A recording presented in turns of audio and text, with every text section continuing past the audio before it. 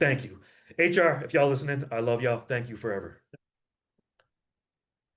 So you feel like they did you a favor by Correct. not, because a lot of times, we have a lot of people that kind of say, "Gosh, I want them to love me and give me the job and take care of me," and you're actually thanking them. You're saying thank you for, kind of rejecting me so that I could go find myself. Is that Correct. would that be accurate? 100% correct. I thank them. I don't say that in a funny way. Them not promoting me or them not hiring me really just lit a fire under my ass that will never be extinguished, right? So if they did promote me, if they did hire me, I would have got too soft. I would have got too comfortable, and I would have wake up one day in my 60s and realized I had nothing to show for 40 years of labor. So I truly thank HR. I truly thank HR.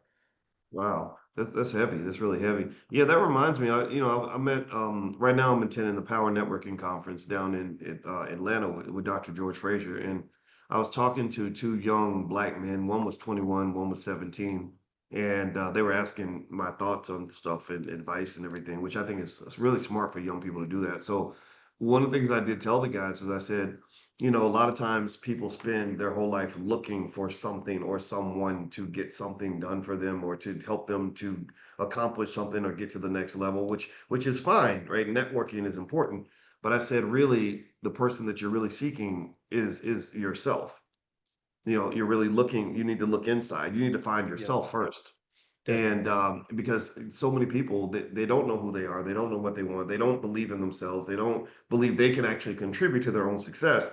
They're thinking that this external thing, this, I'm gonna meet somebody that's gonna get me there. I'm gonna, Mr. White Man's gonna give me the right job, or I just need somebody to give me an opportunity. And sometimes it doesn't work out like that.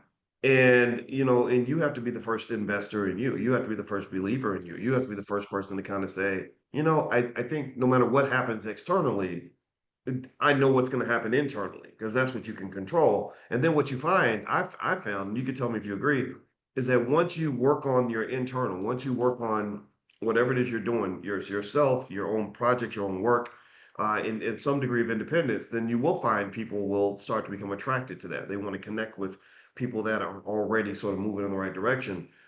Is that kind of has that been your experience? I mean, I know that's how I met you. I was just impressed with what you were doing. And so that's how I think we became friends. What would you say to that? Yeah, definitely.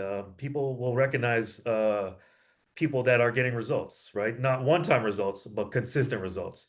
So people Mm. will gravitate you towards you. If you really put that work in, if you really put that sacrifice in, if you really put them reps in, if you really put them hours in, you don't need to talk about the results. The results will show.